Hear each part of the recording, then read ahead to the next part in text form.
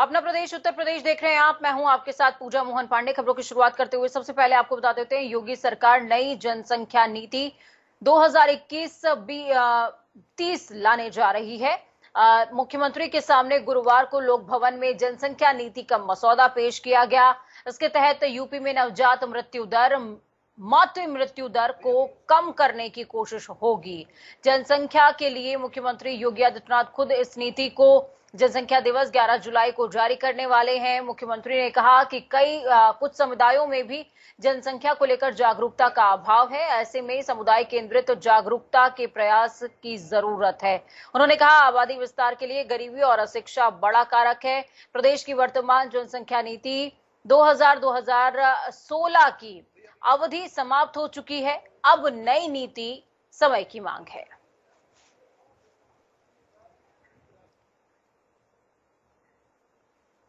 तो नई नीति समय की मांग है, ये कहना है सीएम योगी आदित्यनाथ का। और इसी के साथ में नई नीति इंट्रोड्यूस होगी। लोक भवन में मसौदा पेश किया गया है। 11 जुलाई को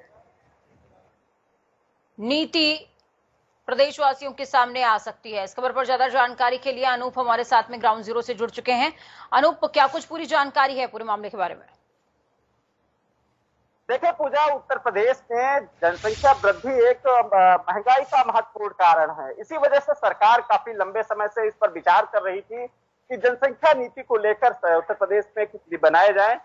इसी को लेकर जिस तरीके से कल जनसंख्या नीति को लेकर मसौदा पेश किया गया, ये बताया जा रहा है कि उम्मीद है कि 11 जुलाई को जनसंख्या दिवस वाले दिन ही उत्तर प्रदेश में जनसंख्या नीति लागू होगी।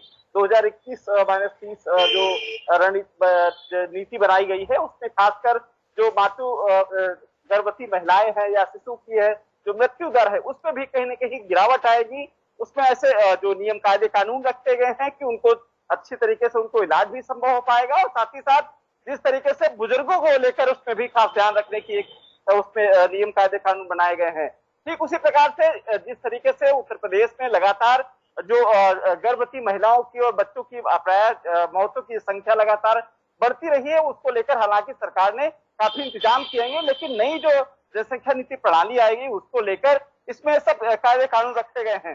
दूसरी बात, जिस तरीके से जनसंख्या लगातार बढ़ती जा रही है उसको लेकर कई कार्यक्रम किए जाएंगे, उनको जागरूक किया जाएगा और भी नियोजन के कई कार्यक्रम उसमें शामिल है। पूजा, बिल्कुल, बहुत बहुत शुक्रिया अनूप हमारे साथ जुड़ने के लिए, अहम जानकारी ग्राम जरूर से साझा करने के लिए।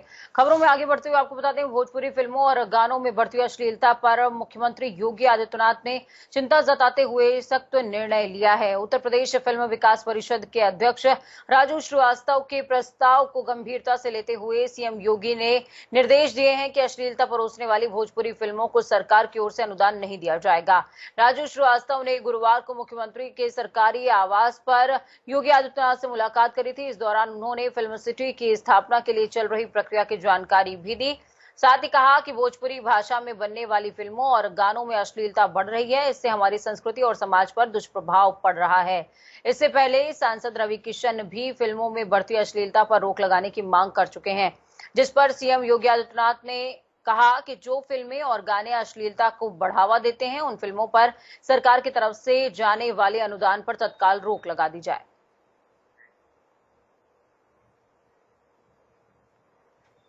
वहीं प्रधानमंत्री नरेंद्र मोदी को आईआईटी कानपुर के शोध कार्य, तकनीकी और भविष्य की अन्य योजनाएं खूब भाई।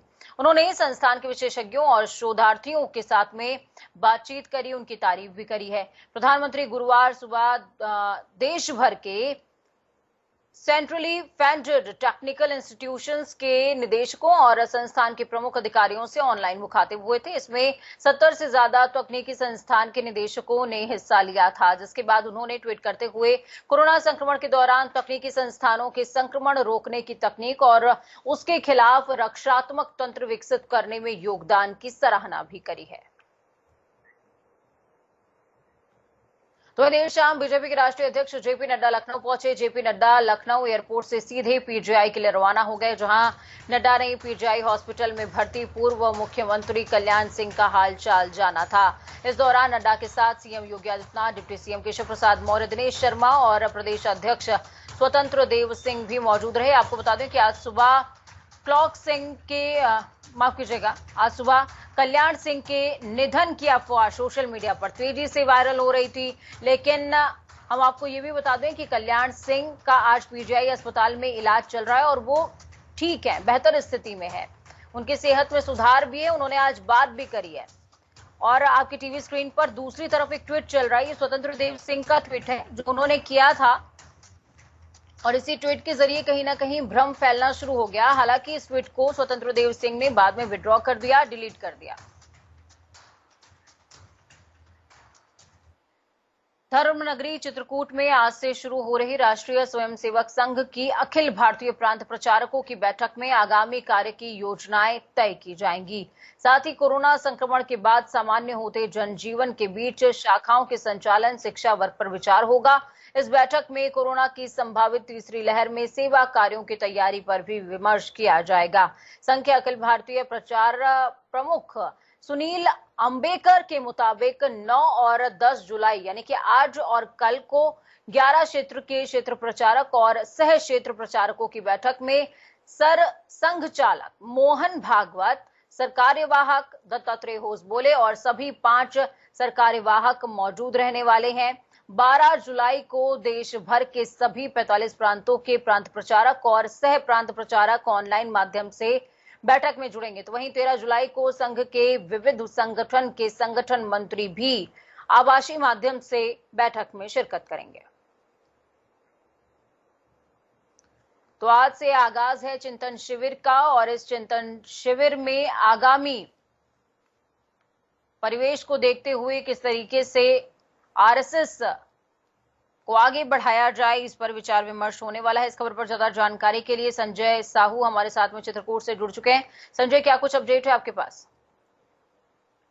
बिल्कुल पूजा, देखिए उत्तर प्रदेश की सियासत को गर्म करने के लिए चूंकि 2000 विधानसभा का चुनाव नजदीक आ रहा है, इसलिए चित्रकूट में चिंतन शिविर का आयोजन किया जा रहा है। यह चिंतन शिविर आज से शुरुआत होगी, जिसमें मुख्य अतिथि के रूप में आरएसएस के प्रमुख मोहन भागवत होंगे। इसके साथ ही जो होसबोले हैं, दत्तात्रेय होसबोले, वो भी मौजूद रहेंगे और जो अयोध्या राम जन्मभूमि के ट्रस्टी हैं चंपत राय, वो भी इस बैठक में हिस्सा लेंगे। अगर शुरुआती दिनों की बात करें, जिस तरीके से मोहन भागवत का 6 तारीख को आगमन हुआ था, उस तरीके से जो सूत्र हमें बता रहे हैं, जो आरोग्य धाम में बैठक चली पहले दिन, वो आरोग्य धाम के वसुधा क्वार्टर में चली थी, जिसमें 20 लोगों ने हिस्सा लिया था। अगर अभी तक की बात करें तो अभी तक में जो आरएसएस प्रमुख मोहन भागवत है, उन्होंने रामभद्राचार्य जी से मुलाकात की है, जो तुलसी पीठाधीश्वर है और पद्म विभूषण से सम्मानित है, उनसे मुलाकात की है। हालांकि हमने जानने की कोशिश की थी बाद में रामभद्राचार्य महाराज की क्या कुछ बातें हुई, लेकिन वो भी खुलकर सामने नहीं आ रहे हैं। तो जहां तक ये रणनीति जो चित्रकूट में बनाई जा रही है, बिल्कुल विधानसभा चुनाव के पहले ही सियासत को गर्म करने की बनाई जा रही है, क्योंकि प्रदेश में, पूरे प्रदेश सहित पूरे देश में 5 राज्यों में 2022 में विधानसभा चुनाव होना है। पूजा जी बिल्कुल संजय, लेकिन कहा यह जा रहा है कि ये जो मीटिंग हो रही है, चिंतन शिविर आयोजित हो रहा है, इसमें कहीं ना कहीं आगामी परिवेश को देखते हुए आरएसएस को किस तरीके से और व्यापक स्तर पर लोगों तक पहुंचाया जाए, आरएसएस की विचारधारा से लोगों को जोड़ा जाए, इस पर मंथन होने वाला है। लेकिन इंटरनल आप बता रहे हैं कि चुनावों से संबंधित भी चर्चा इस दौरान देखने को मिल सकती है। जी बिल्कुल, देखिए पूजा, जो आरएसएस प्रमुख मोहन भागवत है, लोगों का तो यही कहना है, जिस तरीके से हमने भाजपा जिला अध्यक्ष चंद्र प्रकाश खरे से बात की और भी तमाम जो बड़े भाजपा के नेता हैं उनसे भी बात की थी, तो उन्होंने यही कहा कि हर साल ये चिंतन शिविर का आयोजन होता है, इसलिए जो है यहाँ पर चिंतन शिविर का आयोजन किया गया है। अगर उत्तर प्रदेश में चिंतन शिविर का आयोजन करना था तो 2022 के विधानसभा चुनाव जो नजदीक आ रहा है उसके पहले ही ठीक क्यों?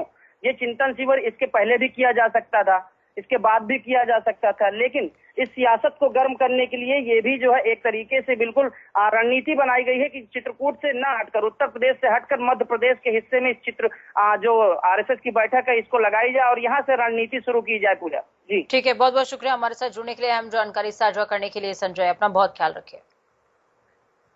बहराइच में सैयद सालार गाजी की मजार पर ओवैसी की चादर पेशी और ओम प्रकाश राजभर का उनके साथ मौजूद रहना बीजेपी को नया मुद्दा दे गया है। गुरुवार को ओवैसी और ओम प्रकाश राजभर के मजार पर जाने के कुछ देर बाद ही योगी सरकार में कैबिनेट मंत्री अनिल राजभर ने दोनों को निशाने पर ले लिया।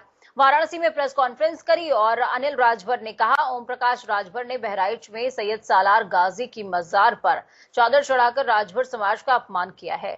ये सिर्फ एक समाज का ही अपमान नहीं बल्कि हिंदुओं के साथ ही साथ साथ देश का भी अपमान है। राजभर ने कहा कि राजा सुहेलदेव ने हिंदू धर्म और देश को बचाने के लिए सैयद सालार गाजी से 5 लाख सेना के साथ युद्ध किया था। ऐसे लोगों की मजार पर चादर चढ़ाने वाले देशद्रोह जैसा कार्य कर रहे हैं। उन्होंने कहा कि ऐसे देशद्रोही लोगों के साथ सुभाषपा प्रमुख ओम प्रकाश राजभर हाथ में हाथ डालकर राजनीतिक रोटियां सेक रहे हैं।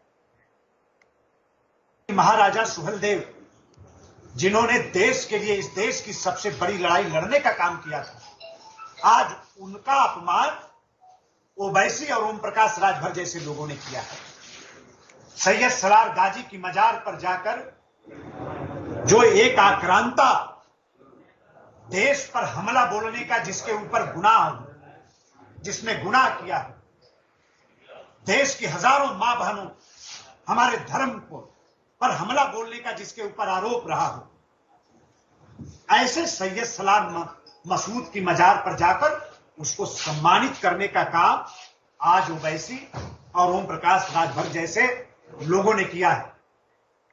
तो ये सियासत है और सियासत में कोई भी छोटा मुद्दा तिल का ताड़ हो जाता है। खबरों में आगे बढ़ते हैं। उत्तर प्रदेश में गांव और जिले की सरकार चुने जाने के बाद अब ब्लॉक की सरकार के चयन की प्रक्रिया भी जारी है। प्रदेश में बीते दिन ब्लॉक प्रमुख प्रत्याशियों के नामांकन किए गए। अब आज नामांकन वापसी का भी दिन है, जिसके बाद शनिवार को ब्लॉक प्रमुखों के चयन के लिए मतदान किया जाएगा और उसी दिन परिणाम भी घोषित कर दिए जाएंगे। हालांकि नामांकन के दौरान कई जगहों पर बीजेपी और सपा प्रत्याशियों में पथराव और मारपीट की घटना भी सामने आई थी। सुबह के अलग अलग हिस्सों से कई तस्वीरें सामने आई थी। इस वक्त तो आपकी टीवी स्क्रीन पर हम तस्वीरें दिखाएंगे। ये तस्वीरें हैं जहां पर तनाव की स्थितियां उत्पन्न हो गई थी, लेकिन पुलिस मूक दर्शक बनी देखती रही।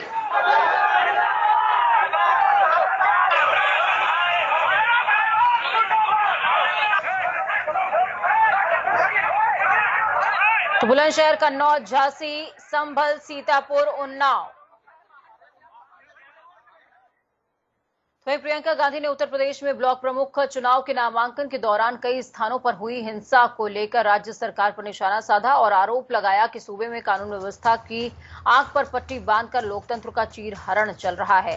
उन्होंने हिंसा का एक वीडियो भी साझा करते हुए ट्वीट किया। उन्होंने ट्वीट पर लिखा कि पीएम साहब और सीएम साहब, इसके लिए भी बधाई दीजिए कि उत्तर प्रदेश में आपके कार्यकर्ताओं ने कितनी जगहों पर गोलीबारी की, पत्थरबाजी करी, कितने लोगों का पर्चा लूटा, कितने पत्रकारों को पीटा और कितनी जगहों पर महिलाओं से बदतमीजी करी।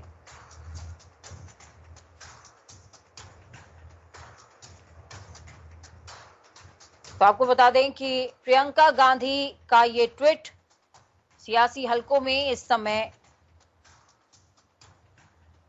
चर्चा का विषय बना हुआ है।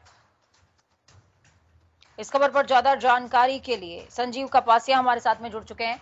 संजीव, क्या कुछ अपडेट है आपके पास? हिंसा की एक तरफ तस्वीरें हैं, प्रियंका गांधी का ट्वीट है, दूसरी तरफ भारतीय जनता पार्टी का दावा कि 290 सीटों पर निर्विरोध निर्वाचन हो रहा है।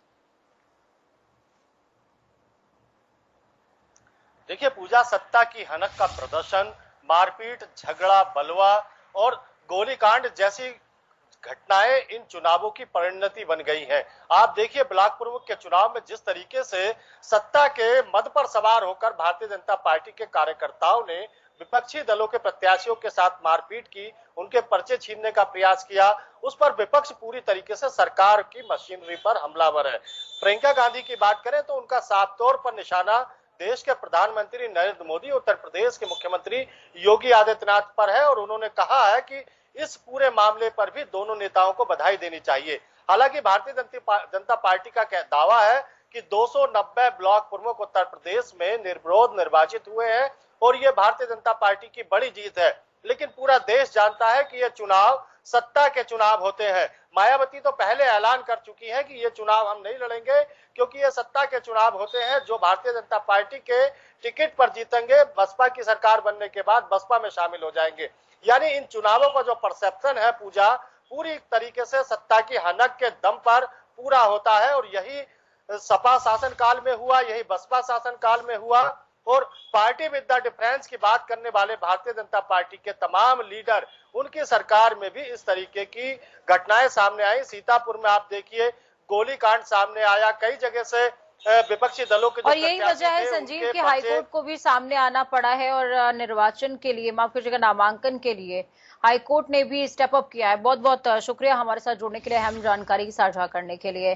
खबरों में आगे बढ़ेंगे। इलाहाबाद हाईकोर्ट की लखनऊ खंडपीठ ने स्थानीय मंत्री के दबाव में एक क्षेत्र पंचायत सदस्य को ब्लॉक प्रमुख चुनाव में परेशान कर उसे नामांकन न करने देने के आरोपों पर गंभीर रुख अपनाया है। कोर्ट ने चुनाव आयोग और पुलिस को सख्त निर्देश दिए हैं कि क्षेत्र पंचायत सदस्य को तय समय के भीतर नॉमिनेशन करने के लिए सारी सुविधा और सुरक्षा उपलब्ध कराई जाए। यह आदेश जस्टिस देवेंद्र कुमार उपाध्याय और जस्टिस अजय कुमार श्रीवास्तव की प्रथम बेंच ने प्रतापगढ़ से क्षेत्र पंचायत सदस्य अखिलेश सिंह की ओर से दाखिल याचिका पर पारित किया है।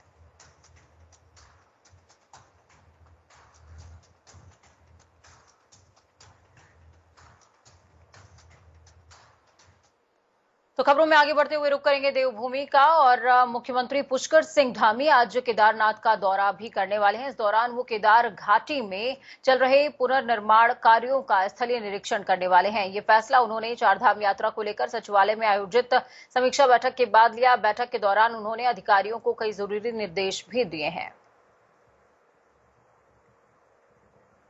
तो ये उत्तराखंड सरकार कांवड़ यात्रा को लेकर पड़ोसी राज्यों से बात करने के बाद ही निर्णय लेगी। उत्तर प्रदेश के मुख्यमंत्री योगी आदित्यनाथ ने कांवड़ यात्रा 25 जुलाई से शुरू करने का ऐलान कर दिया है। उत्तराखंड सरकार की दुविधा बढ़ गई है। उनके इस ऐलान के बाद उत्तराखंड के मुख्यमंत्री पुष्कर सिंह धामी ने बृहस्पतिवार को बैठक बुलाई, जिसमें कांवड़ यात्रा के संचालन की संभावना पर मंथन हुआ है, जिसमें यह तय हुआ कि पड़ोसी राज्यों के साथ एक बार बैठना होगा, बात करनी होगी, उसके बाद ही निर्णय लिया जाएगा। हालांकि ये तय माना जा रहा है कि आज की इस बैठक में लगभग ये तय माना जा रहा है कि कांवड़ यात्रा खोल दी जाएगी, शुरू हो जाएगी, लेकिन सख्त नियमों और प्रतिबंधों के साथ। ऐसे में ये देखना होगा कि पड़ोसी राज्यों से बात करने के बाद ये फैसला बदलेगा या फिर नहीं बदलेगा। इस खबर पर ज्यादा जानकारी के लिए अजीत हमारे साथ में जुड़ चुके हैं। अजीत, क्या कुछ अपडेट है आपके पास?